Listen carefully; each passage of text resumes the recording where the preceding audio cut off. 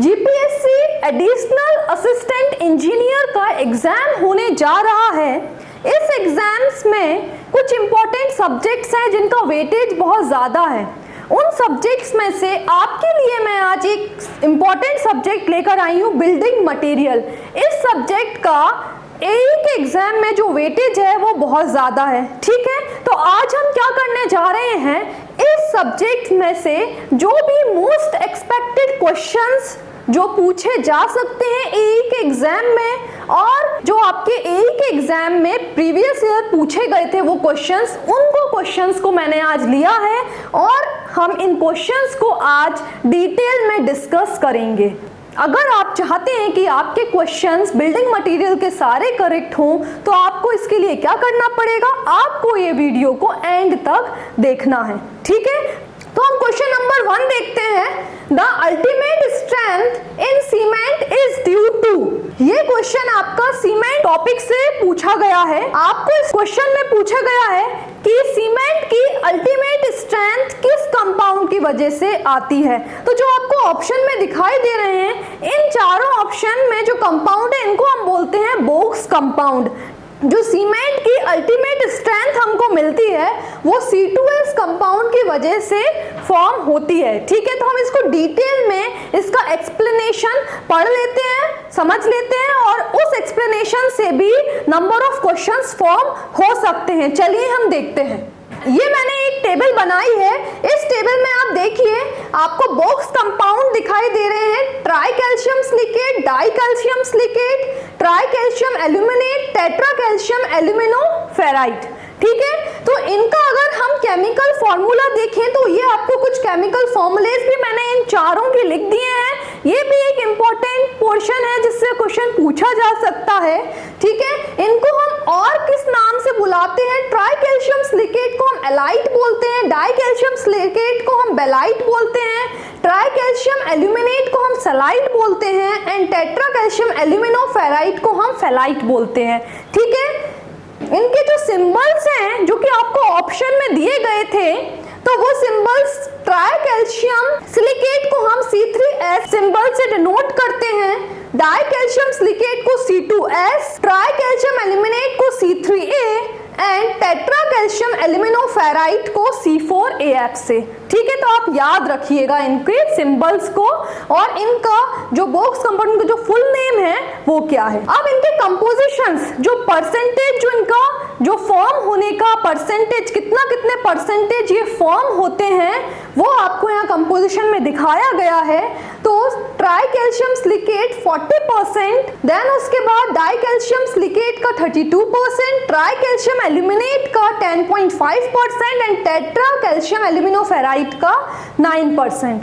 ठीक है, आपको हीट ऑफ हाइड्रेशन भी पता होना चाहिए कि सारे बॉक्स कंपाउंड्स की हीट ऑफ हाइड्रेशन कितना हीट इवोल्यूशन होता है। ठीक है, तो अगर अपन बात करें ट्राई कैल्शियम सिलिकेट की, तो उसकी हीट ऑफ हाइड्रेशन होती है 500 joule per gram. Next, dicalcium silicate, heat of hydration is 260 joule per gram. Next, tricalcium aluminate, heat of hydration 865 joule per gram, and tetracalcium aluminoferrite, heat of hydration 420 joule per gram. तो वो आपसे heat of hydration से भी एक question पूछ सकता है कि सबसे ज्यादा बॉक्स कंपाउंड्स में हीट ऑफ हाइड्रेशन किस में होता है। तो आप देखिए, तो सबसे ज्यादा heat of hydration try calcium aluminate में होता है।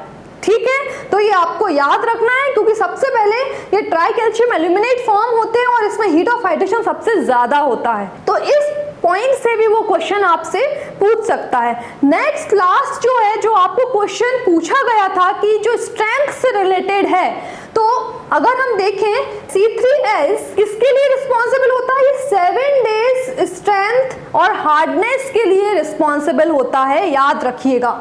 और जो C2S होता है वो होता है अल्टीमेट स्ट्रेंथ। तो धीरे धीरे इस कंपाउंड की वजह से सीमेंट में स्ट्रेंथ गेन होती है, तो इसको हम बोलते हैं अल्टीमेट स्ट्रेंथ, और जो इसको हम लॉन्ग टर्म स्ट्रेंथ भी बोलते हैं या फिर अल्टीमेट स्ट्रेंथ भी बोलते हैं। और जो C3S है, ये 7 डेज में ही आपको जो स्ट्रेंथ मिलती है वो C3S कंपाउंड की वजह से हमारे सीमेंट में स्ट्रेंथ गेन होती है। ठीक है। नेक्स्ट थर्ड है C3A try calcium aluminate. Try calcium aluminate ये रिस्पॉन्सिबल होता है initial set high heat of hydration, जो कि आपको दिखाई भी दे रहा है, heat of hydration 865 joule per gram है, and has greater tendency to volume changes causing cracking. ठीक है, तो मतलब हीट ऑफ हाइड्रेशन ज्यादा है, तो इसका मतलब जो इस कंपाउंड की वजह से जो भी वॉल्यूम चेंजेस सीमेंट में होंगे वो इसी की वजह से हो रहे हैं, क्योंकि heat of hydration, heat evolution भी बहुत ज्यादा है। ठीक है, और इनिशियली जल्दी सेट हो रहा है इस कंपाउंड की वजह से सीमेंट, है ना, और वॉल्यूम चेंजेस भी बहुत ज्यादा होंगे, इसके कारण क्रैकिंग आ सकती है। ठीक है, तो ये था थर्ड कंपाउंड का एक्सप्लेनेशन। लास्ट है टेट्रा कैल्शियम एल्यूमिनोफेराइट। टेट्रा कैल्शियम एल्यूमिनोफेराइट में जो हीट ऑफ हाइड्रेशन होता है वो 420 जूल पर ग्राम है, और ये किसके लिए रिस्पॉन्सिबल होता है? ये रिस्पॉन्सिबल होता है फॉर फ्लैश सेट, है ना, फ्लैश सेट के लिए रिस्पॉन्सिबल होता है, बट जनरेट करता है लेस हीट, जो C4AF वाला कंपाउंड है। तो हमें याद रखना है, पूछ सकता है कि वो फ्लैश सेट के लिए कौन सा बॉक्स कंपाउंड सीमेंट में होता है, तो वो होता है C4AF। वो पूछ सकता है इनिशियल सेट के लिए कौन सा कंपाउंड रिस्पॉन्सिबल होता है, तो वो होता है आपका C3A, अल्टीमेट स्ट्रेंथ के लिए C2S एंड 7 डेज स्ट्रेंथ के लिए C3S, है ना। तो हम अगर बोलें इस पूरे टेबल में ये बहुत ज्यादा इंपॉर्टेंट है, स्ट्रेंथ से लेके condition, then heat of hydration और कंपोजिशन। तो आपको क्या करना है कि इन तीनों पॉइंट्स को ध्यान में रखना है। आपको इस टेबल से रिलेटेड जो भी क्वेश्चंस आने वाले हैं आपके एग्जाम में, आप जरूर बना पाएंगे अगर आप इस टेबल को याद रखते हैं तो। ठीक है, तो इसलिए ये तीनों पॉइंट बहुत ज्यादा इंपॉर्टेंट थे, तो आप इसको याद रखिएगा। ठीक है, चलिए नेक्स्ट क्वेश्चन हम देखते हैं। The initial setting time of rapid hardening cement should not be less than, तो ऑप्शन में आपको दिए हुए 30 मिनट, 1 आवर, 2 आवर, 4 आवर। ठीक है, तो जो रैपिड हार्डनिंग सीमेंट होती है उसको हम कहाँ यूज करते हैं? जहाँ पे आपको जल्द से जल्द उस पोर्शन को आपको या उस कंस्ट्रक्शन को आपको यूज में लेना है ना, जैसे कि हाईवेज होते हैं, है ना, वहां पर अपन रैपिड हार्डनिंग सीमेंट का यूज करते हैं। क्यों? क्योंकि आपको जल्द से जल्द आपको वो सीमेंट आपकी सेट हो जाए और उसको हम यूज में ले सकें, है ना, तो हम वहां पर रैपिड हार्डनिंग सीमेंट का यूज करते हैं। तो वो पूछ रहा है इनिशियल सेटिंग टाइम इसका किससे कम नहीं होना चाहिए, तो वो होता है 30 मिनट।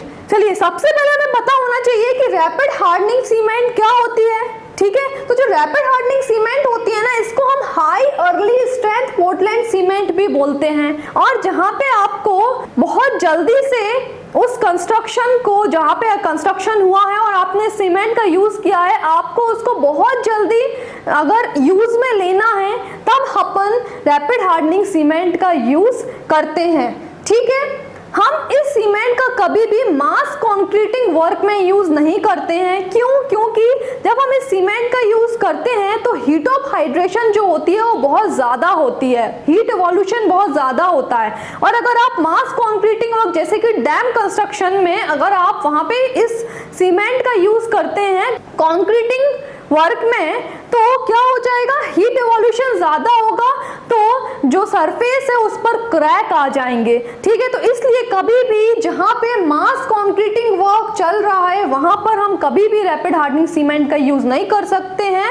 अगर आपको जल्दी सरफेस हार्ड हो जाए तो हम रैपिड हार्डनिंग सीमेंट का यूज करते हैं। ठीक है, अब इसमें हमने एक टेबल फॉर्म की है, इसमें सेटिंग टाइम उसमें बता दिया है। इनिशियल सेटिंग टाइम जो होता है रैपिड हार्डनिंग सीमेंट का मिनिमम होता है 30 मिनट्स और फाइनल सेटिंग टाइम होता है 10 आवर्स। ठीक है, कुछ कंप्रेसिव स्ट्रेंथ भी मैंने बता दी है, 1 डे की कंप्रेसिव स्ट्रेंथ कितनी होती है, 3 डेज की कितनी होती है और फाइननेस कितनी होती है।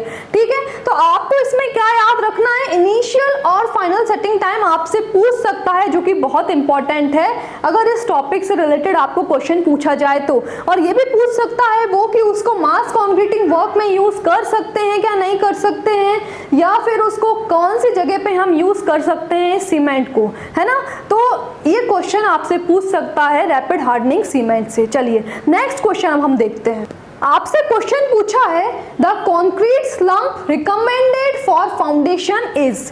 ठीक है। तो फाउंडेशन के लिए जो स्लम वैल्यू होती है वो होती है 50 to 100 mm के बीच में, ठीक है। तो 50 to 100 mm ये रेंज होती है अगर फाउंडेशन के लिए उसने आपसे स्लम्प वैल्यू पूछी है कंक्रीट की, ठीक है। तो अब ये स्लम्प वैल्यू क्या होती है?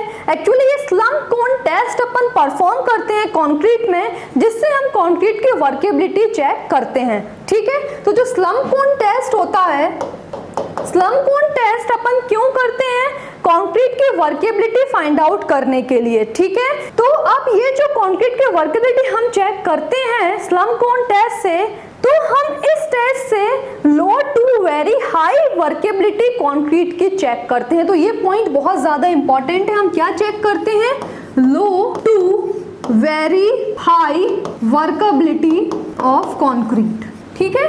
तो हम स्लम्प कोन टेस्ट से वर्केबिलिटी जो चेक कर रहे हैं वो कौन सी वर्केबिलिटी चेक कर रहे हैं? हम low to very high workability of concrete, ठीक है। तो चलिए इसका ऑप्शन हमारा बी करेक्ट है, 50 to 100 mm। अब इस टेस्ट में आप एक कोन यूज करते हैं, इसको अपन बोलते हैं स्लम्प कोन। जो इसकी हाइट होती है इस स्लम्प कोन की वो होती है 30 सेंटीमीटर। अगर टॉप डायमीटर हम देखें तो वो होता है आपका 10 सेंटीमीटर। बॉटम डायमीटर चेक करें तो वो होता है 20 सेंटीमीटर। ये डायमेंशंस भी बहुत ज़्यादा इंपॉर्टेंट है स्लम्प कोन टेस्ट के। वो आपसे पूछ सकता है कि स्लम्प कोन टेस्ट में जो स्लम्प कोन होता है उसका डायमेंशन कितना कितना होता है। तो ये हाइट होती है 30 centimetre, bottom diameter 20 centimetre and top diameter 10 centimetre, ठीक है। इस कोन में ही हम कॉन्क्रीट को फिल करते हैं और इस कोन के ऊपर ये हैंडल बने हुए रहते हैं। हम ये बोल सकते हैं slump of the cone is a measure of the height difference of cone height and concrete from the top, ठीक है। तो वो होती है आपकी स्लम्प वैल्यू, जो कि उन्होंने फाउंडेशन के लिए पूछी थी। वो 50 to 100 रेंज में होती है, 50 to 100 mm के रेंज में होती है। अगर हम देखें कि और डिफरेंट टाइप के कंस्ट्रक्शंस होते हैं, जैसे कि अपन बात करें रोड कंस्ट्रक्शन, बात करें मास कंक्रीटिंग वर्क, बात करें concrete to be vibrated, concrete for canal lining, तो उनके लिए जो स्लम्प वैल्यू होती है वो कितनी कितनी होती है वो हम देख सकते हैं और वो पूछ भी सकता है, क्योंकि मास कंक्रीटिंग बहुत इंपॉर्टेंट है, इससे क्वेश्चन पूछा जा सकता है ना। तो हम देख सकते हैं रोड कंस्ट्रक्शन भी बहुत इंपॉर्टेंट है। तो road construction and mass concrete से क्वेश्चन वो पूछ सकता है आपसे, अभी सिर्फ फाउंडेशन के लिए पूछा गया है ना। तो रोड कंस्ट्रक्शन में 20 to 40 mm स्लम्प वैल्यू होती है, मास कंक्रीटिंग में 25 to 50 mm होती है स्लम्प वैल्यू, और जो फाउंडेशन में होती है वो 50 to 120 होती है, जो कि नॉर्मल आरसीसी वर्क के अंडर में आता है, फाउंडेशन वर्क, ठीक है।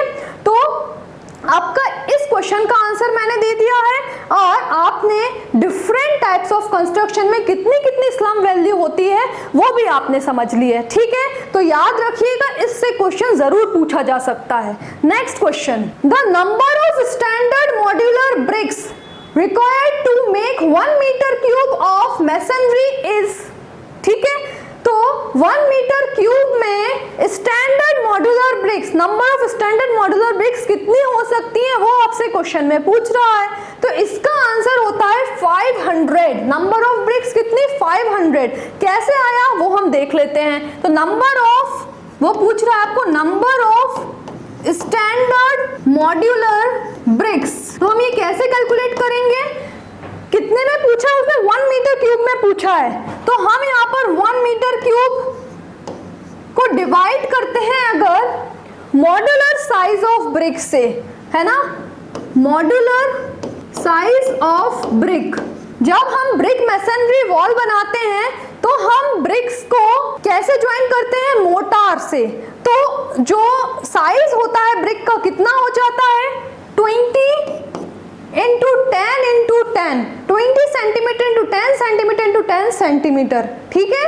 तो अगर हम 1 मीटर क्यूब को डिवाइड करते हैं 0.2 into 0.1 into 0.1, तो आपको इसका आंसर मिलेगा आपको 500। कितनी नंबर ऑफ ब्रिक्स है 1 मीटर क्यूब में, और कौन सी ब्रिक? Modular bricks. तो कितना हो जाएगा इसका आंसर? 500। ओके, ठीक है, तो इस तरीके से हम इस क्वेश्चन को सॉल्व कर सकते हैं। बस याद रखिएगा आपसे ब्रिक जो बोली गई है वो मॉड्यूलर ब्रिक्स बोला गया है। ठीक है, next question, for vertical circulation in building be provide. अब अगर हम अपने पूरे बिल्डिंग में देखें तो उस बिल्डिंग में ग्राउंड फ्लोर हो सकता है, बेसमेंट हो सकता है, टॉप फ्लोर्स हो सकते हैं जिसमें first floor, second floor, third floor, high rise buildings होती हैं। अगर आपको डिफरेंट फ्लोर्स के बीच में वर्टिकल सर्कुलेशन करना है, ठीक है, डिफरेंट फ्लोर्स के बीच में अगर वर्टिकल सर्कुलेशन करना है, आपको एक फ्लोर से दूसरे फ्लोर पर जाना है, तो आप इन ऑप्शंस में से किन किन का यूज करोगे? तो स्टेयर्स तो होते ही हैं, आपने देखा होगा मॉल्स वगैरह में रैंप होते हैं, एस्केलेटर्स वगैरह होते हैं। ठीक है, तो इसका मतलब तो ये तीनों ऑप्शन करेक्ट है, तो हम बोल सकते हैं कि option D is correct, all of the above. ठीक है, तो हमारा ऑप्शन कौन सा करेक्ट हो जाएगा? Option D. Option D is correct, याद रखिएगा। ठीक है, अब हमेशा याद रखिएगा कुछ स्टूडेंट्स होते हैं जिनको इसका आंसर नहीं पता है तो वो इस क्वेश्चन को छोड़ देते हैं, तो हमको ऐसा नहीं करना है। आपके आंसर शीट में ऑप्शन नंबर ई भी होता है। ईच क्वेश्चन में ऑप्शन नंबर ई, जब आप सॉल्यूशन में ओएमआर शीट पे मार्क करने जाते हैं तो ऑप्शन ई भी दिखाई देता है। तो अगर आपको जो क्वेश्चन नहीं बनता है तो आप ऑप्शन ई को फिल करिएगा, है ना, याद रखिएगा। अगर आप ऐसा नहीं करेंगे तो आपके मार्क्स डिडक्ट हो जाएंगे। चलिए नेक्स्ट क्वेश्चन पे हम बढ़ते हैं। The process of giving definite and regular shape with smooth faces is known as, है ना। अगर रेगुलर शेप या फिर स्मूथ फेस अगर आप प्रोवाइड कर रहे हैं तो उस प्रोसेस को अपन क्या बोलते हैं? ठीक है, तो आपको पता होगा कि स्टोन्स हम यूज करते हैं, स्टोन का भी कंस्ट्रक्शन होता है। तो क्या होता है, स्टोन कहाँ से आया जाता है? स्टोन जो खदान होती है, बड़ी बड़ी क्वारीज होती हैं, वहां से हम लेकर आते हैं स्टोन्स को। अब हम डायरेक्टली वो स्टोन जो आपने उस क्वारी से निकाला है डायरेक्टली तो यूज करते नहीं है। आप क्या करते हैं, उस स्टोन को उसी जगह पे जहां पे आपने क्वारी से निकाला है, जहां पे आपने खदान से निकाला है, वहां पर आप क्या करते हैं, उस स्टोन को, उस रॉक को, बड़े बड़े रॉक्स को, स्टोन्स को आप ब्रेक करते हैं और जो भी रिक्वायर्ड साइज है, जिस साइज की आपको जरूरत है उस साइज शेप में कट करते हैं और उसकी सरफेस को स्मूथ करते हैं। उस प्रोसेस को हम बोलते हैं ड्रेसिंग। उस प्रोसेस को हम बोलते हैं ड्रेसिंग, याद रखिएगा। ठीक है, तो ड्रेसिंग का अगर हम डेफिनेशन जाने तो क्या होता है, जो भी स्टोन आप कंस्ट्रक्शन में यूज करते हो तो आपने देखा होगा उनका जो सरफेस होता है, शेप होता है, साइज होता है, वो एकदम सिमिलर होता है और सरफेस उसकी स्मूथ होती है। तो इसको हम क्या करते हैं, इसकी सरफेस को स्मूथ करने के लिए, प्रॉपर शेप एंड साइज देने के लिए हम करते हैं ड्रेसिंग। ठीक है, उसको हम क्या करते हैं, ड्रेसिंग करते हैं। तो हम जैसे ही क्वारी से जो हमारे पास रॉक्स बड़े बड़े आते हैं, वहां से निकलते हैं, उनको हम उसी जगह पे हम उनको शेप एंड साइज प्रोवाइड करते हैं, सरफेस को स्मूथ करते हैं। सरफेस को स्मूथ भले ही बाद में भी कर सकते हैं, बट शेप एंड साइज तो उनको प्रॉपर दे देते हैं, जिससे ट्रांसपोर्टेशन कॉस्ट बच जाता है। ठीक है, अगर बड़े बड़े रॉक को आप उन ट्रक में लोड करके लेकर जाएंगे तो ट्रांसपोर्टेशन कॉस्ट क्या हो जाएगा, इंक्रीज कर जाएगा। अगर आप उसी जगह पे स्मॉल स्मॉल साइज में उनको कन्वर्ट कर देंगे तो आप उस ट्रक में ज्यादा स्टोन्स को लोड करके ले जा पाएंगे और आपका ट्रांसपोर्टेशन कॉस्ट भी बच जाएगा। ठीक है, तो इस प्रोसेस को हम ड्रेसिंग बोलते हैं, तो इसका आंसर है ड्रेसिंग। अगर पिचिंग की बात करें तो पिचिंग क्या होता है, पिचिंग मतलब होता है, आपने देखा होगा जहाँ पे सॉइल एरोड होती है, सॉइल एरोड हो सकती है, तो वहां पे आपने देखा होगा स्टोन्स को हम उस जगह पे अंदर की तरफ एम्बेड कर दिया जाता है। जैसे आपने कभी गए होंगे कोई नदी या डैम के किनारे आप गए होंगे तो आपने देखा होगा जो भी आपका जहाँ पे डैक होता है, जहाँ आप बाहर जाके देखते हैं तो साइड में जो मिट्टी होती है ना, आपने देखा होगा इस तरीके से एम्बैंकमेंट पर स्टोन्स लगे हुए रहते हैं। तो इसको अपन बोलते हैं स्टोन पिचिंग, जिससे जो यहाँ पे सॉइल है वो एरोड होके इधर पे पानी में ना निकल के चली जाए, तो इसको अपन बोलते हैं पिचिंग। इसको बोलते हैं स्टोन पिचिंग। एक्चुअली स्टोन से करते हैं तो स्टोन पिचिंग होती है, बट इसको बोलते हैं अपन पिचिंग। ठीक है।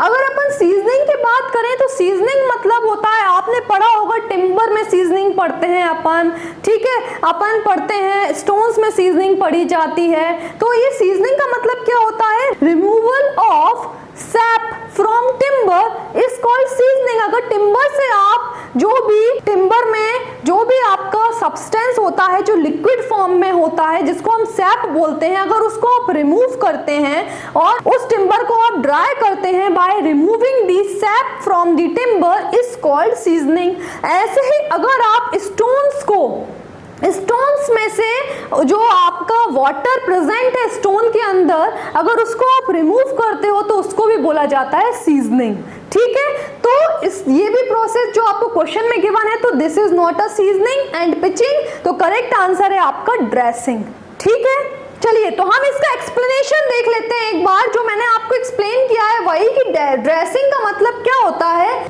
The process of giving a proper size shape and finish to the roughly broken stones as obtained from the quarry is called dressing of stone। तो ये डेफिनेशन मैंने आपको पहले एक्सप्लेन भी कर दी थी, ठीक है। और अगर अपन इसके पर्पस देखें तो पर्पस में मैंने आपको बता दिया था कि आप डिजायर्ड शेप साइज प्रोवाइड कर पाते हैं, उसकी जो सरफेस होती है वो आप स्मूथ कर देते हैं, ठीक है। अगर आप चाहें तो उसमें डिजाइन आपको जो भी बनानी है आप डिजाइन भी बना सकते हैं, ये सब ड्रेसिंग के अंदर में आता है। और इससे क्या होता है कि आपका जो कॉस्ट होता है, ट्रांसपोर्टेशन कॉस्ट होता है, वो भी रिड्यूस हो जाता है, ठीक है। तो ये कुछ पर्पस होता है आपके किसका, ड्रेसिंग का। नेक्स्ट हम देखते हैं question, the indentation provided in a face of the brick is called. आपने सबने ब्रिक देखी होगी, देखिए ब्रिक सबने देखी होगी, ठीक है। और इस सेंटर में आपने देखा होगा ये भी कुछ होता है, तो ये जो होता है इसको बोलते हैं फ्रॉग, ठीक है। इस ब्रिक में ये वाला जो पोर्शन होता है इसको बोलते हैं हेडर, और ये वाला जो पोर्शन होता है इसको बोलते हैं अपन स्ट्रेचर, और ये होता है फ्रॉग, ठीक है।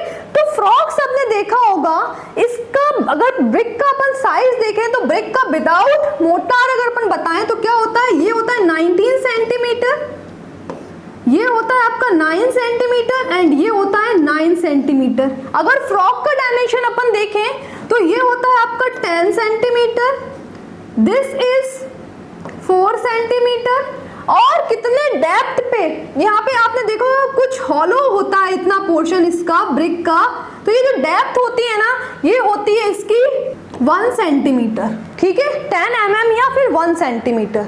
इतने डेप्थ पे ये फ्रॉग बना हुआ रहता है ब्रिक में। इसका काम क्या होता है, इसमें सबसे पहले तो आपने देखा होगा, कभी भी आपने ब्रिक देखी हो उसमें फ्रॉग आपने कभी भी ध्यान से देखा हो तो उसमें क्या होता है, उस जिस भी कंपनी से ये ब्रिक बनी हुई रहती है उसका मैन्युफैक्चरिंग प्लांट का नाम लिखा हुआ रहता है।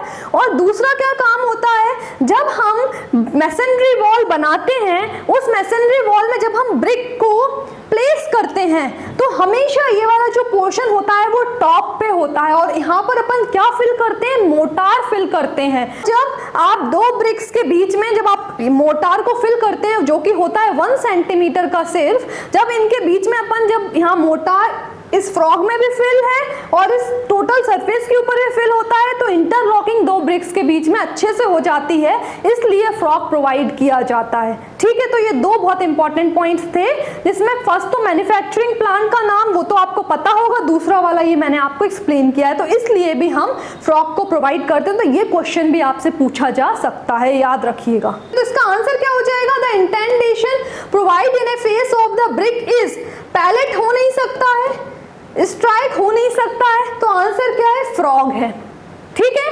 पैलेट और स्ट्राइक का यूज करते हैं जब हम ब्रिक का मैन्युफैक्चर करते हैं, ठीक है। मेरा वीडियो भी है मैन्युफैक्चरिंग ऑफ ब्रिक का, अगर आपको उस वीडियो को देखना है तो आपको हमारे चैनल को लाइक शेयर एंड सब्सक्राइब करना पड़ेगा। और अभी आप बने रहिए, इस लेक्चर को पूरा देखिए, तो एंड में मैं बताऊंगी कि आप उस वीडियो को कैसे देख सकते हैं। कौन सा वीडियो, मैन्युफैक्चरिंग ऑफ ब्रिक का, जो कि मैंने आपको बहुत डिटेल में उसमें मैंने एक्सप्लेन किया है कि ब्रिक कैसे बनती हैं, ठीक है। तो उसमें पैलेट, स्ट्राइक सबका यूज करना मैंने बताया है कि इनका यूज क्या होता है, कहाँ इनको यूज करते हैं अपन। ठीक है, तो उसके लिए आपको लास्ट तक ये वीडियो देखना होगा। तो मैं एंड में आपको बताऊंगी कि अगर आपको हमारे इंस्टीट्यूट से जुड़ना है तो आपको क्या करना होगा। ठीक है, चलिए नेक्स्ट क्वेश्चन की तरफ हम बढ़ते हैं। अब क्विक लाइम जो है उसने 4 ऑप्शन दे दिए हैं। Generate heat when added to water, may be used for white washing, react with carbon dioxide। तो मेरा तो आंसर है ऑल ऑफ द अबव। क्यों है वो हम अभी समझ लेते हैं। ठीक है, चलिए देखते हैं। सबसे पहले तो लाइम होता क्या है वो हमें पता होना चाहिए। तो उसने बोला है जो लाइम जब हम मैन्युफैक्चर करते हैं तो जो रॉ मटेरियल होता है लाइम के लिए वो होता है CaCO3, कैल्शियम कार्बोनेट। बहुत इंपॉर्टेंट पॉइंट है जो कि एग्जाम में आपसे पूछा जा सकता है इससे क्वेश्चन। रॉ मटेरियल जो हम लाइम को मैन्युफैक्चर करने के लिए यूज करते हैं जिसको बोलते हैं लाइम स्टोन या फिर कैल्शियम कार्बोनेट। ठीक है, अब उसमें और भी रॉ मटेरियल्स होते हैं जो कि हम यूज कर सकते हैं। अगर ऑप्शन में ये नहीं है तो ये हो सकते हैं। तो और भी रॉ मटेरियल्स कौन कौन से होते हैं लाइम को मैन्युफैक्चर करने के लिए? वो होते हैं कंकर्स, शेल, कोरल्स, चॉक, इन सब का भी यूज किया जाता है लाइम को मैन्युफैक्चर करने के लिए। ठीक है, बट जो प्राइम हमने आपको बता दिया रॉ मटेरियल जो होता है वो होता है कैल्शियम कार्बोनेट, इसको लाइमस्टोन भी बोलते हैं। लाइम किस प्रोसेस से हमको मिलता है? Lime is obtained from limestone through process known as calcination. ठीक है, तो ये क्वेश्चन पूछ सकता है जो कि बहुत इंपॉर्टेंट है कि लाइम हमको किस प्रोसेस से मिलता है, जो कि होता है कैल्सिनेशन। कैल्सिनेशन क्या होता है? आप लाइमस्टोन को हाई टेम्परेचर अबाउट इतने टेम्परेचर पे क्या करते हैं, हीट करते हैं in the presence of air to obtain lime. उसको बोलते हैं हम कैल्सिनेशन। उसको हम क्या बोलते हैं? कैल्सिनेशन। ठीक है, अब जो आपको यहाँ से जो कंपाउंड मिलता है दैट इज क्विक लाइम। ये जो क्विक लाइम होता है जिसको अभी अपन नीचे पढ़ेंगे, जो क्विक लाइम है इसको हम प्योर लाइम भी बोलते हैं। और अगर हम इसको देखें जनरली ये व्हाइट ऑक्साइड ऑफ कैल्शियम भी बोला जाता है। ये क्या होता है? व्हाइट ऑक्साइड ऑफ कैल्शियम भी बोला जा सकता है या फिर प्योर लाइम होता है जो कि आपको कैल्सिनेशन प्रोसेस से मिल रहा है। और ये जो CaO होता है क्विक लाइम जो कि प्योर लाइम होता है, ये कभी भी स्टेबल कंपाउंड नहीं है, ये अनस्टेबल है। एटमॉस्फेयर से H2O को एब्जॉर्ब कर लेता है, वाटर को एब्जॉर्ब कर लेता है और अगेन वो कैल्शियम कार्बोनेट में कन्वर्ट हो जाता है। ठीक है, तो ये जो CaO होता है ये क्या होता है? अनस्टेबल कंपाउंड होता है। ये फ्रीली एटमॉस्फेयर में नहीं पाया जाता है, तो ये बात याद रखिएगा। ये क्या कर लेता है? एटमॉस्फेयर से वाटर को एब्जॉर्ब कर लेता है और अगेन कन्वर्ट हो जाता है कैल्शियम कार्बोनेट में। अगेन इसमें कन्वर्ट हो जाता है कैल्शियम कार्बोनेट में। ठीक है, तो ये बहुत इंपॉर्टेंट पॉइंट था ये जो हमें देखना था। अब इसमें उसने बताया है कि जो क्विक लाइम है इसको हम कास्टिक लाइम भी बोलते हैं, क्योंकि क्विक लाइम को पूछ सकता है और किन नामों से बोला जाता है, तो आपको ऑप्शन में दे सकता है। तो क्विक लाइम को कास्टिक लाइम भी बोला जाता है। ठीक है, और अगर स्पेसिफिक ग्रेविटी उसने पूछी तो हम बता सकते हैं प्योर लाइम की स्पेसिफिक ग्रेविटी 3.4 होती है। ठीक है, और इसको हम वैसे तो हम इसको यूज करते हैं फॉर प्लास्टर वर्क के लिए, बट समटाइम्स इसको व्हाइट वॉशिंग में भी यूज कर लेते हैं। तो इसलिए आपके चारों ऑप्शंस करेक्ट थे, इसलिए आपके जो तीनों ऑप्शंस थे वो तीनों करेक्ट थे, इसलिए हमने डी पे टिक किया था ऑल ऑफ द अबव पे। ठीक है, तो इस टॉपिक से भी आपको देखिए 3 से 4 क्वेश्चन आपके फॉर्म हो सकते हैं, तो याद रखिएगा इस टॉपिक को भी। चलिए नेक्स्ट क्वेश्चन देखते हैं हम। The lime which has the property of setting in water is known as. वो लाइम जिसमें प्रॉपर्टी होती है कि वो वाटर के अंदर सेट हो जाए, हार्ड हो जाए, उस लाइम को हम हाइड्रोलिक लाइम बोलते हैं। उस लाइम को हम हाइड्रोलिक लाइम बोलते हैं। चलिए देखते हैं इसका सॉल्यूशन। मैंने इसको पढ़ने के लिए टाइप्स ऑफ लाइम पूरा का पूरा आपको यहाँ पर दे दिया है कि आप चाहें तो यहाँ से अगर आपको फैट लाइम पढ़ना है, आपको अगर पुअर लाइम पढ़ना है तो आप वो भी पढ़ सकते हैं। ठीक है, तो इससे भी क्वेश्चन वो पूछा जा सकता है। ठीक है, तो हाइड्रोलिक लाइम आपसे क्वेश्चन में पूछा गया, तो हाइड्रोलिक लाइम क्या होता है? लाइम होता है ना, इसको हम वाटर लाइम भी बोलते हैं, इसको हम वाटर लाइम भी बोलते हैं, क्योंकि ये जहाँ पे भी डैम्पनेस होती है, जहाँ सीढ़न होती है, अगर वहाँ पे आप कंक्रीटिंग वर्क करने जा रहे हैं और आपने हाइड्रोलिक लाइम का यूज किया है तो वो वहाँ पे सेट हो जाएगा, हार्ड हो जाएगा। ठीक है, तो ये उसकी प्रॉपर्टी होती है हाइड्रोलिक लाइम की कि it is capable of setting in water and damp condition. जहाँ पे सीढ़न होती है, जहाँ पे डैम्पनेस बनी रहती है, वहाँ पे भी ये क्या हो जाता है, सेट हो जाता है हाइड्रोलिक लाइम। ठीक है, इट हैज 70 to 90% प्योरिटी, ये भी मैं बता दिया आपको, इतना इंपॉर्टेंट नहीं है ये, बट ये मेन था जो मैंने आपको बताया। अगर प्रॉपर्टी में देखें तो ये इंसॉल्युबल होता है वाटर में, लो प्लास्टिसिटी होती है, लेस लेकिंग होती है, ऑफ वाइट कलर का होता है एंड हाई हाइड्रोलिसिटी होती है। तो ये ऑप्शन में वो आपसे पूछ सकता है कि इसकी प्रॉपर्टीज में एक कोई आपको अदर प्रॉपर्टी दे दे जो कि इसकी प्रॉपर्टी होती नहीं है, तो आपको देखना पड़ेगा कौन सा ऑप्शन इनकरेक्ट है, या करेक्ट ऑप्शन में ही पूछ सकता है वो। ठीक है ना। अगर अपन एप्लीकेशन देखें तो ये ब्रिक मैसनरी में या फिर स्टोन मैसनरी में हम इसको यूज कर सकते हैं। और ये हमको कैसे मिलता है, बर्निंग ऑफ कंकर, जो कंकर होते हैं उनको बर्न करने में आपको हाइड्रोलिक लाइम मिलता है। ठीक है, चलिए, तो ये हमने कुछ हाइड्रोलिक लाइम के बारे में पढ़ लिया है। अगर आप चाहें तो फैट लाइम भी यहाँ से पढ़ सकते हैं, और पुअर लाइम भी मैंने बताया है, ये भी वो आपसे पूछ सकता है। ठीक है, चलिए नेक्स्ट क्वेश्चन देखते हैं। The normal consistency the penetration in wicket apparatus should be between. आपको पता है पहले तो विकेट एपरेटस किस टेस्ट के लिए यूज किया जाता है, सीमेंट के टेस्ट के लिए। सीमेंट के टेस्ट होते हैं, उनमें एक टेस्ट होता है, आपने पढ़ा होगा, नॉर्मल कंसिस्टेंसी ऑफ सीमेंट को फाइंड करने के लिए, या फिर स्टैंडर्ड कंसिस्टेंसी ऑफ सीमेंट को फाइंड करने के लिए अपन विकेट एपरेटस टेस्ट का यूज करते हैं।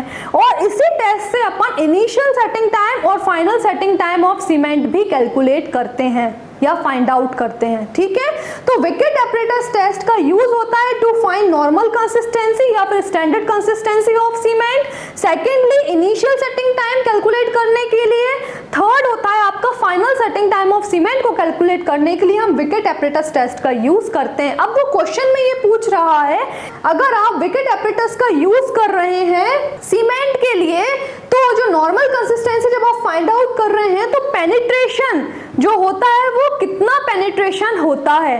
ठीक है, तो हम देख लेते हैं, उसका आंसर होता है 33 to 35 mm फ्रॉम टॉप, या फिर 5 to 7 mm फ्रॉम बॉटम। ठीक है, देख लेते हैं इसका आंसर ये कैसे आया और इसका जस्टिफिकेशन क्या है। चलिए देखते हैं। सबसे पहले तो मैं आपको बता दूं, विकेट एपरेटस इस तरीके से दिखाई देता है। ठीक है, विकेट एपरेटस इस तरीके से होता है, ये स्केल होता है, इस स्केल पे 0 से लेके 40 mm तक का यहाँ पर मार्किंग होती है इस स्केल में। ठीक है, ये निडल होती है, आपको दिखाई दे रही होगी, ये है आपका कुछ पोर्शन, ये निडल वाला पोर्शन है। यहाँ पे आप निडल को एम्बेड करते हैं, प्लंजर को एम्बेड करते हैं, और फिर एनुलर अटैचमेंट को एम्बेड करते हैं। अब वो डिपेंड करता है कि आप फाइंड आउट क्या कर रहे हैं, नॉर्मल कंसिस्टेंसी फाइंड आउट कर रहे हैं, इनिशियल सेटिंग टाइम या फिर फाइनल सेटिंग टाइम। अगर आपको कंसिस्टेंसी टेस्ट करना है, जिसको हम नॉर्मल कंसिस्टेंसी बोल रहे हैं, स्टैंडर्ड कंसिस्टेंसी आपको फाइंड आउट करनी है, तो आपको प्लंजर का यूज करना है। और इस प्लंजर का जो डायमीटर होता है वो 10 mm होता है। ये बहुत इंपॉर्टेंट है टॉपिक आपके पेपर के, आपके एग्जाम के लिए। ठीक है, तो अगर आपको नॉर्मल कंसिस्टेंसी या फिर स्टैंडर्ड कंसिस्टेंसी या फिर कंसिस्टेंसी टेस्ट करना है, तो उसके लिए आप प्लंजर का यूज करते हैं, जिसका डायमीटर 10 mm होता है। और इस प्लंजर को आप यहाँ पर क्या कर देते हैं, फिट कर देते हैं, और फिर टेस्ट परफॉर्म करते हैं। ये मोल्ड होता है, इस मोल्ड में आप सीमेंट का पेस्ट फिल करते हैं और टेस्ट पे बढ़ते हैं। जैसे ही आप यहाँ से टॉप से कैप को रिमूव करते हैं, तो धीरे धीरे ये प्लंजर सेटल होता है इस मोल्ड के अंदर। तो जैसे जैसे ये मोल्ड के अंदर ये जो प्लंजर है वो एम्बेड होता है, तो आपकी ये जो रीडिंग है ना वो चेंज होती है, जो इंडिकेटर है वो क्या होता है, डाउनवर्ड डायरेक्शन में मूव होता है। तो आप रीडिंग या तो टॉप से पढ़ सकते हैं या तो आप बॉटम से पढ़ सकते हैं। तो अगर टॉप से रीडिंग पढ़ते हैं और नॉर्मल कंसिस्टेंसी आप कैलकुलेट करने जा रहे हैं, तो वो आपकी जो रेंज है, वो जो निडल है या वो जो रेंज है वो 33 to 35 mm के बीच में लाई करनी चाहिए फ्रॉम टॉप, या फिर 5 to 7 mm के बीच में लाई करनी चाहिए फ्रॉम बॉटम। कब? जब आप नॉर्मल कंसिस्टेंसी फाइंड आउट कर रहे हैं, याद रखिएगा बेटा, ठीक है। तो यहाँ पर आप देखिए मैंने डेफिनेशन भी लिखी है, normal consistency is defined as that percentage water requirement of the cement paste, the viscosity of which will be such that the wicket plunger penetrates up to a point 5 to 7 mm from the bottom or 33 to 35 mm from the top of the wicket mold। ठीक है, तो ये था normal consistency के लिए। अब अगर आप इनिशियल सेटिंग टाइम के लिए अगर आपको पूछा जाए, तो सबसे पहले तो इनिशियल सेटिंग टाइम के लिए आप निडल का यूज करते हैं, याद रखना, और जिसका cross sectional area 1 mm square होता है। ये निडल का यूज करते हैं, ये जो निडल लगी हुई है इसका cross sectional area 1 mm square होता है, याद रखना। अगर आपको initial setting time of cement, particular type of cement का इनिशियल सेटिंग टाइम आपको कैलकुलेट करना है तब, ठीक है, तो उसका क्रॉस सेक्शनल एरिया कितना होता है, 1 mm स्क्वायर। अगर आपको final setting time of cement calculate करना है, तो आप एनुलर कॉलर या फिर एनुलर अटैचमेंट का यूज करते हैं, जिसका डायमीटर 5 mm होता है।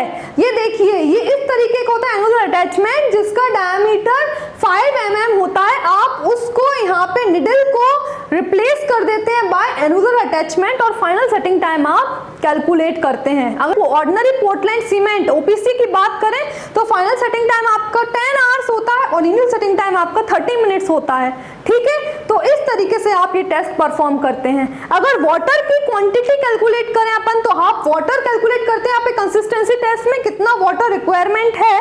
तो जब आप कंसिस्टेंसी टेस्ट करते हैं ना, तो उस समय आप 25% को एक बेंचमार्क मान के आप हिट एंड ट्रायल मेथड को यूज करते हैं, और 25% से आप यहाँ पर क्या कैलकुलेट करते हैं, यहाँ पर नॉर्मल कंसिस्टेंसी कैलकुलेट करते हैं, पेनिट्रेशन देखते हैं कि 5 mm या 7 mm के बीच में वो जो प्लंजर है वो आया है क्या नहीं, कि 5 mm आया है या 5 और 7 के बीच में आया है या 7 mm आया है, ठीक है। और अगर वो प्लंजर इस रेंज में लाई कर जाता है, तो इसका मतलब जो भी परसेंटेज आपने वाटर वहां पर यूज किया था सीमेंट के पेस्ट बनाने में, वो क्या होता है, वो नॉर्मल कंसिस्टेंसी होती है किसकी, उस सीमेंट पेस्ट की।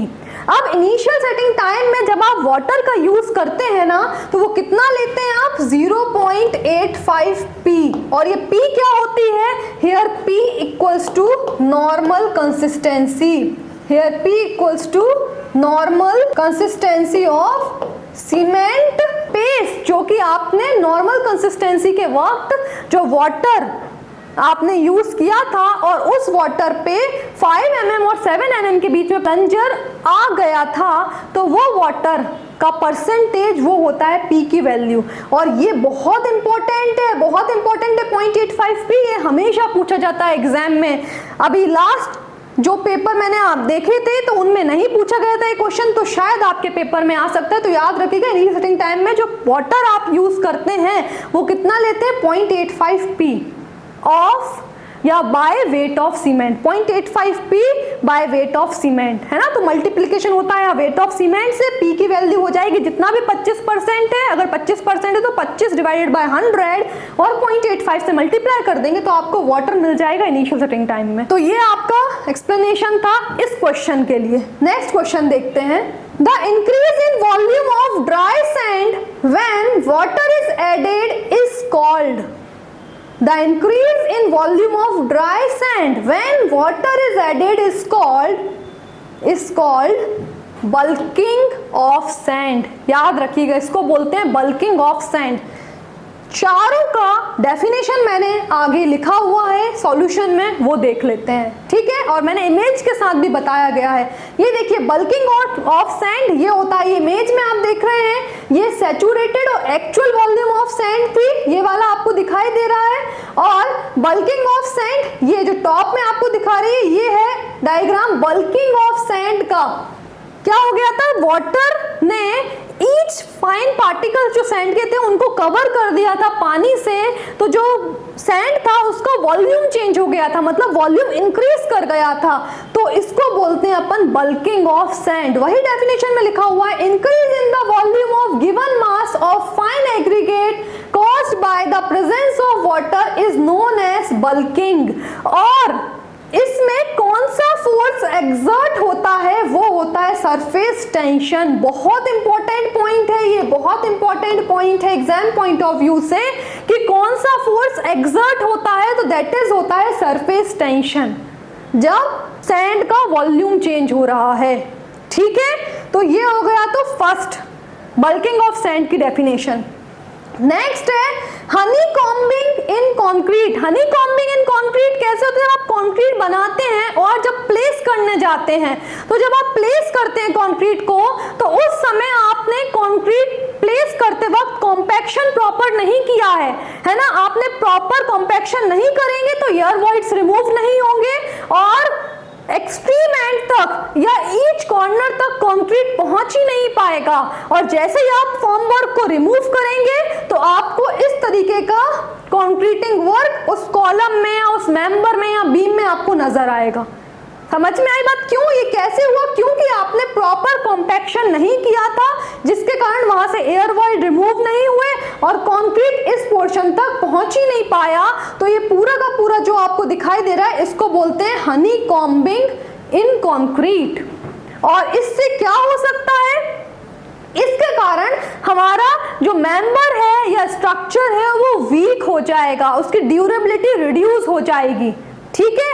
और जब आप इसको प्लास्टरिंग करेंगे तो उस समय आपको प्लास्टर का जो है, प्लास्टर का अमाउंट बहुत ज्यादा लगेगा, ठीक है। तो इसलिए हम इस तरीके से नहीं करते हैं, हमेशा कंक्रीटिंग वर्क करते वक्त कॉम्पैक्शन किया जाता है जिससे एयर वॉइड्स रिमूव हो जाएं, ठीक है। चलिए, तो उसको बोलते हैं हनी कॉम्बिंग। नेक्स्ट है segregation of concrete. Segregation of concrete क्या होता है, सेपरेशन ऑफ कॉन्स्टिट्यूएंट्स मटेरियल। कौन कौन से कॉन्स्टिट्यूएंट्स मटेरियल, कंक्रीट बनाने में कौन कौन से मटेरियल हम यूज करते हैं, कंपाउंड्स एलिमेंट्स यूज करते हैं, हमें पता है सीमेंट करते हैं, फाइन एग्रीगेट करते हैं, कोर्स एग्रीगेट करते हैं, वाटर करते हैं, एंड एडमिक्सचर्स इफ रिक्वायर्ड। अगर आपको जरूरत है एडमिक्सचर की तो हम एडमिक्सचर्स का भी यूज करते हैं। मेनली 4 यूज करते हैं, cement, fine aggregate, coarse aggregate and water का, ठीक है। तो अगर ये जो आपके सीमेंट, पेस्ट और एग्रीगेट अगर सेपरेट हो जाएं तो उसको बोलते हैं सेग्रीगेशन। उसको हम क्या बोलते हैं, सेग्रीगेशन। और ये कब होता है, जब होता है concrete from each other during handling and placement. जब आप उसको प्लेस कर रहे हैं कंक्रीट को, उस वक्त ये प्रॉब्लम आ जाती है, ठीक है। अगर आपने कंक्रीट को बहुत हाइट से प्लेस कर दिया तो उसमें से सीमेंट पेस्ट अलग हो जाता है और जो आपके एग्रीगेट हैं, कोर्स एग्रीगेट हैं, वो क्या हो जाएंगे, अलग हो जाएंगे। तो this is called separation of constituent material और इसको हम बोलते हैं सेग्रीगेशन ऑफ कंक्रीट। और ये आपको दिखाई दे रहा है सेग्रीगेशन ऑफ कंक्रीट, जब आपका जो मेंबर है, स्ट्रक्चरल मेंबर जो भी है, वो जब कंक्रीट में से आप उसमें से फॉर्म वर्क को रिमूव करेंगे तो इस तरीके से दिखाई देगा, तो है ना। तो इसको बोलते हैं अपन सेग्रीगेशन। नेक्स्ट अपन बात करते हैं bleeding.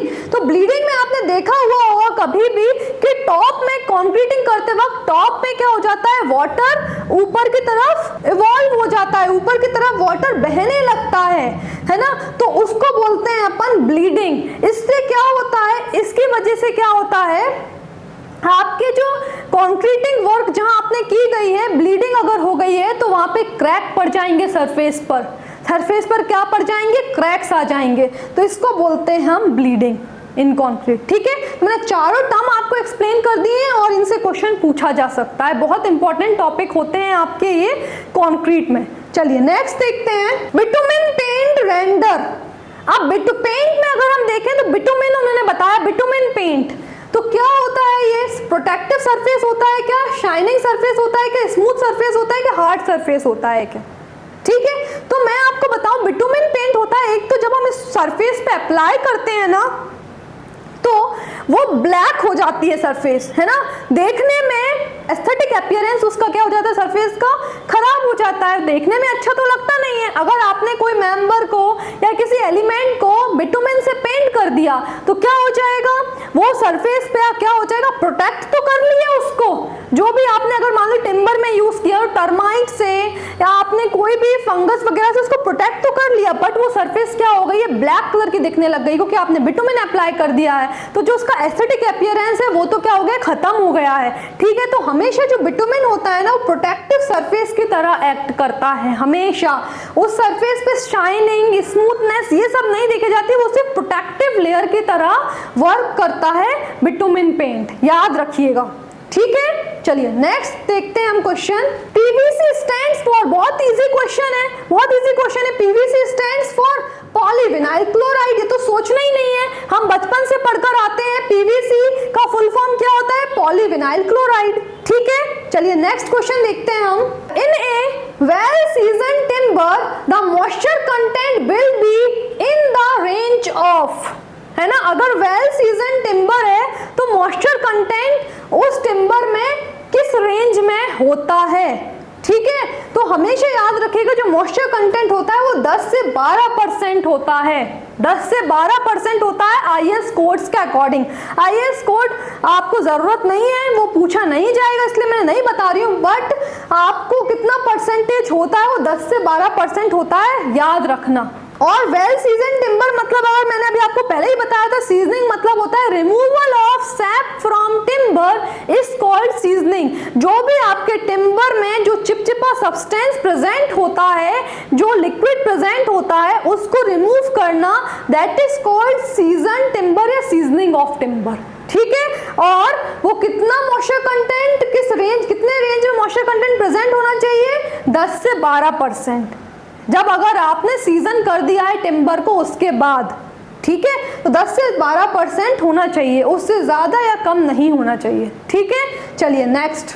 A temporary rigid structure having platforms to enable mason to work at a different stages of a building is known as. आपने देखा होगा जो बिल्डिंग्स जब बनती हैं, जब कंस्ट्रक्शन चलता है 6th फ्लोर पे, 7th फ्लोर पे, 1st फ्लोर पे, 2nd फ्लोर पे, तो आउटर साइड में जब वो कंस्ट्रक्शन वर्क चलता है तो जो मैसन्स होते हैं वो कैसे कंस्ट्रक्शन करते हैं, वो क्या करते हैं, एक आउटर साइड में बिल्डिंग के एक्सटीरियर में एक टेम्पररी स्ट्रक्चर बनाते हैं, वो जो कि टिम्बर का होता है या फिर स्टील का हो सकता है, वो टेम्पररी स्ट्रक्चर के ऊपर खड़े होकर वो वर्क करते हैं। तो उसको हम क्या बोलते हैं, उसको हम बोलते हैं स्कैफोल्डिंग, उसको बोलते हैं हम स्कैफोल्डिंग। जो डेड शोर होता है, जो अंडर पाइनिंग होता है, ये सब यूज होता है जब हम अंडर वाटर कंस्ट्रक्शन करते हैं, या फिर आपने देखा होगा कभी कभी मिट्टी जब फाउंडेशन बनती है तो जो रेत होती है, रेत जो हम बोलते हैं, जब अगर रेतीली मिट्टी है वहां पर तो उसको क्या करना पड़ता है, उसको रोकना पड़ता है, क्योंकि रेत क्या करती है, वो वापस जैसे ही आपने गड्ढे को एक्सकेवेट किया, आपने, है ना, टेंचेस बनाए, तो वो जो सॉइल है वो वापस अपने ऊपर आने लग जाती है। तो उसको अपनी जगह पर रोकने के लिए ये डेड शोर, अंडरपिनिंग इनका यूज करते हैं। ठीक है, तो अभी आपके क्वेश्चन के अकॉर्डिंग अगर आप एक प्लेटफॉर्म बना रहे हैं, टेम्पररी प्लेटफॉर्म बना रहे हैं एक्सटीरियर आपकी बिल्डिंग परमानेंट स्ट्रक्चर के बाहर, जो कि जस्ट चिपका हुआ रहता है आपके परमानेंट स्ट्रक्चर से, जिसको टेम्पररी स्ट्रक्चर बोलते हैं, जिसको मैसन्स यूज करते हैं और उनका जो भी एक्सटीरियर वर्क है उसको कंप्लीट करते हैं, तो उसको बोलते हैं हम स्कैफोल्डिंग। ठीक है, चलिए नेक्स्ट क्वेश्चन देखते हैं। In which of the following pointings do the dust and water not accumulate. तो अब ये क्वेश्चन है पॉइंटिंग से रिलेटेड। अब पॉइंटिंग क्या होता है ये पता होना चाहिए। आपने सबने देखा होगा जब मैसनरी वॉल बनती है, मान लीजिए ब्रिक वॉल है, सबने सब देखिए ध्यान से, ये है ब्रिक वॉल, यहाँ पर ये ब्रिक वर्क हुआ है। सबको पता है ब्रिक वर्क इस तरीके से किया जाता है, जो ये जॉइंट्स होते हैं वो कभी भी वो एक के ऊपर एक जब हम ब्रिक प्लेस करते हैं तो ओवरलैपिंग नहीं होनी चाहिए। जो जॉइंट्स है ना ये ओवरलैप नहीं करने चाहिए, ये सबको पता होगा, ठीक है। इस तरीके से ब्रिक प्लेस होती है। अब आप देख रहे हैं ये जॉइंट्स, आपको ये सारे जॉइंट्स नजर आ रहे हैं, ये जॉइंट्स, ये जॉइंट्स, ये सारे जॉइंट्स। मैं कलर चेंज करती हूँ, ये देखिए ये क्या है, ये सारे हैं जॉइंट्स, है ना। सारे वॉल में ऐसे जॉइंट्स होंगे। तो अब इन जॉइंट्स को प्रोटेक्ट करने के लिए हम क्या करते हैं, पॉइंटिंग का यूज करते हैं। इन जॉइंट्स को प्रोटेक्ट करने के लिए हम पॉइंटिंग का यूज करते हैं, ठीक है, ठीक है। इन जॉइंट्स को प्रोटेक्ट करने के लिए हम पॉइंटिंग का यूज करते हैं। इसमें क्या करते हैं, जब हम मैसनरी वॉल का कंस्ट्रक्शन करते हैं उस समय जब यहाँ पे ये जॉइंट्स होते हैं ना, इन पे मोटार कभी कभी अच्छे से फिल नहीं हुआ रहता है जॉइंट्स पे, या तो वहाँ पर जो मोटार है वो बहुत ज़्यादा लूज है, या कहीं पर एक्स्ट्रा फिल हो गया है, या कहीं पर फिल नहीं हो गया है ना। तो इसके कारण क्या होता है, जो जॉइंट्स होते हैं वो वीक हो जाते हैं। तो हम वहाँ से 10 to 20 mm, कितना, ये बहुत इंपॉर्टेंट टर्म है, 10 to 20 mm डेप्थ तक उस मोटार को पहले रिमूव करते हैं, बाहर निकालते हैं और फिर अगेन उसको फिल कर देते हैं। अब जब आप फिल कर रहे हैं ना तो आप उसको डिजाइन भी बना सकते हैं, वहां पे फिल कर सकते हैं। आप क्या कर सकते हैं, उसमें जो जॉइंट में आपने जॉइंट्स पर 10 to 20 mm डेप्थ तक वहां से मोटार को रिमूव किया है, तो आप क्या करेंगे, आप फिर से वहां पे मोटार को फिल करेंगे उन जॉइंट्स में। तो अब आप वहां पर आप डिजाइन भी बना सकते हैं, आप मोटार को एकदम फ्लैट फिल कर सकते हैं, मतलब जो ब्रिक मैसनरी जो वॉल है ना उधर तक की हाइट तक आप क्या कर सकते हैं, एकदम फ्लश, मतलब पूरा का पूरा प्लेन कर सकते हैं जॉइंट्स को। और जॉइंट्स जब आप प्लेन कर रहे हैं तो ब्रिक मैसनरी से एकदम मिल जा रही है, तो मतलब आप सरफेस को प्लेन कर सकते हैं, या फिर आप वहां पे कुछ अलग टाइप की डिजाइन प्रोवाइड कर सकते हैं जिसको टाइप्स ऑफ पॉइंटिंग में बोला जाता है, जो भी मैं आपको फर्दर आगे स्लाइड पे बताने जा रही हूँ, नेक्स्ट स्लाइड पे, ठीक है। तो उसको हम देखते हैं। अभी तो हम समझने जा रहे हैं कि पॉइंटिंग होती क्या है। पॉइंटिंग क्या करते हैं, जो जॉइंट्स होते हैं ना उनको प्रोटेक्ट करने के लिए हम पॉइंटिंग करते हैं, और जो प्लास्टर होता है ना वो पूरी की पूरी जो मैसनरी वॉल होती है उसको प्रोटेक्ट करने के लिए प्लास्टर किया जाता है, जो कि पूरे के पूरे मैसनरी वॉल के सरफेस, होल सरफेस के ऊपर प्लास्टर वर्क, मोटार वर्क किया जाता है। होल सरफेस मैसनरी वॉल है, उसके होल सरफेस के ऊपर जो मोटारिंग वर्क किया जाता है उसको हम प्लास्टरिंग बोलते हैं। और अगर आप जॉइंट्स को प्रोटेक्ट करने के लिए मोटार का यूज कर रहे हैं तो उसको पॉइंटिंग बोलते हैं। उसके लिए वो हम क्यों करते हैं, क्योंकि जब हम मैसनरी वॉल बनाते हैं तो कभी कभी जॉइंट्स पे मोटार लूज फिल होता है, या फिर कहीं कहीं पे फिल नहीं होता है, या फिर कहीं कहीं पे एक्स्ट्रा फिल होता है, कहीं कहीं पे ब्रिक अगर टूटी हुई रहती है तो वहां पर उसको उन्होंने उस जगह पे अच्छे से मोटारिंग वर्क नहीं किया गया है ना। तो हम वहां पर हम अच्छे से मोटार को पहले वहां से 10 to 20 mm डेप्थ तक निकालते हैं और वापस फिल कर देते हैं। तो ये होता है आपका पॉइंटिंग। और प्लास्टरिंग में क्या होता है, आप होल सरफेस पे मोटार वर्क कर रहे हैं, आप पूरे होल मैसनरी वॉल को प्रोटेक्ट कर रहे हैं। अगर कोई भी ब्रिक वहां पे टूटी हुई है, क्रैक ब्रिक का यूज किया गया है, तो उस पुअर वर्कमैनशिप को छुपाने के लिए भी प्लास्टरिंग किया जाता है, ठीक है। तो उससे आपकी जो ब्रिक की क्वालिटी वगैरह है वो सब छुप जाती है, जो विजिबल हो सकती थी वो सारी की सारी छुप जाती है, ठीक है। तो ये हो गया आपका पॉइंटिंग और प्लास्टरिंग के बीच में डिफरेंस, याद रखिएगा, ठीक है। अब उसने पूछा गया है क्वेश्चन में, in which of the following pointing do the dust and water not accumulate, ऐसी कौन सी पॉइंटिंग होती है जिसमें डस्ट और वाटर एक्यूमुलेट नहीं हो। तो मैं अभी आपको बता देती हूँ, हमने टाइप्स ऑफ ब्रिक पढ़ा था, first class, second, third, fourth class BRICS आपके पास होती हैं। जो फर्स्ट क्लास ब्रिक होती हैं वो सबसे अच्छी क्वालिटी की ब्रिक होती हैं, उनका शेप, साइज, कलर यूनिफॉर्म होता है, ठीक है।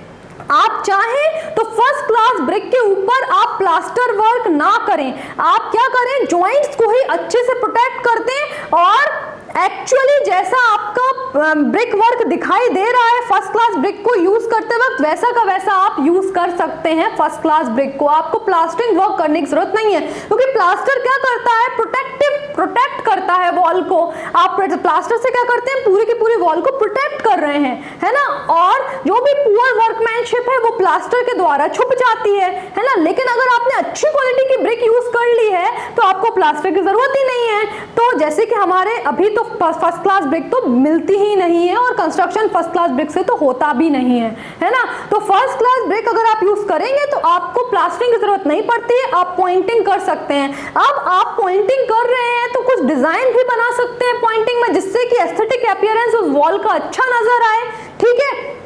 तो उसके लिए हम क्या करेंगे, मैं आपको ये आगे दिखाने जा रही हूं टाइप्स ऑफ पॉइंटिंग। तो आप जो आपको ये दिखाई दे रहा है ना, दिस इज जॉइंट, ये जॉइंट है,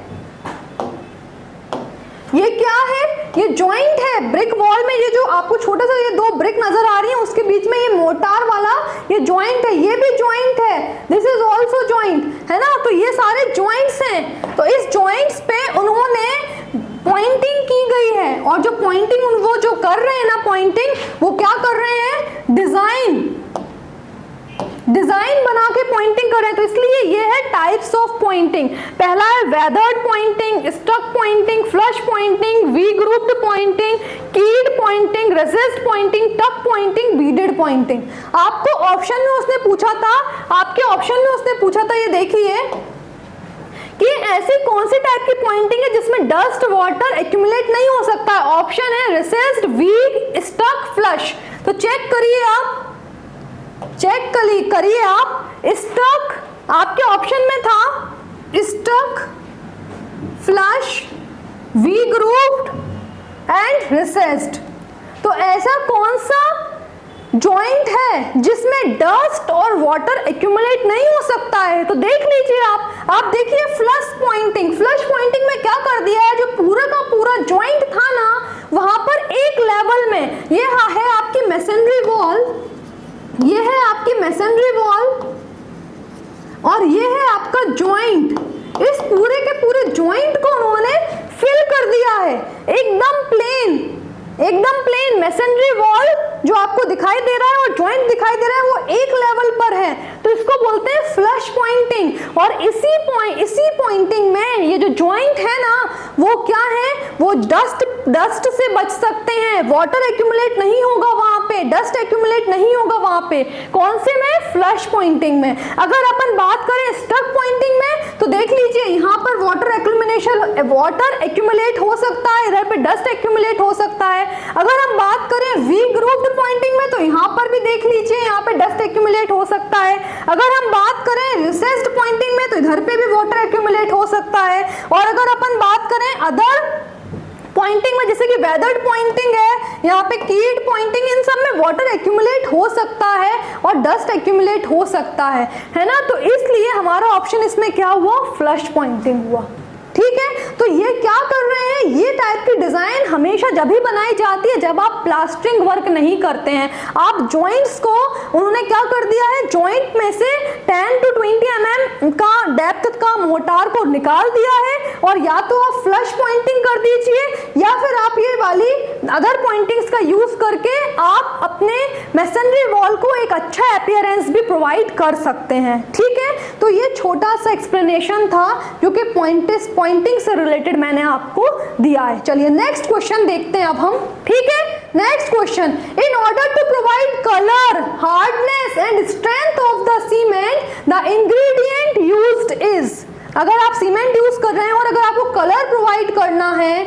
या हार्डनेस और स्ट्रेंथ, ये तीनों क्राइटेरिया देखना है, तो आप कौन से इंग्रेडिएंट को चुनेंगे। तो यहाँ पे है lime, silica, alumina, iron oxide. तो iron oxide is correct answer. देख लेते हैं अपन एक बार एक्सप्लेनेशन में, क्योंकि इस टेबल से भी बहुत सारे क्वेश्चंस पूछे जा सकते हैं। पहला क्वेश्चन तो वो पूछ सकता है कि कंपोजिशन से वो पहला क्वेश्चन पूछ सकता है। इन जितने भी ये 5-6 दिख रहे हैं आपको, mainly lime, silica, alumina, iron oxide and magnesia, इन 5 से वो कंपोजिशन पूछ सकता है कि इन पर्टिकुलर कंपोजिशन का कितना कंपोजिशन होता है, इन पर्टिकुलर कंपाउंड में कितना इन पर्टिकुलर कंपाउंड का सीमेंट में कंपोजिशन होता है, वो ये क्वेश्चन आपसे पूछ सकता है, याद रखिएगा।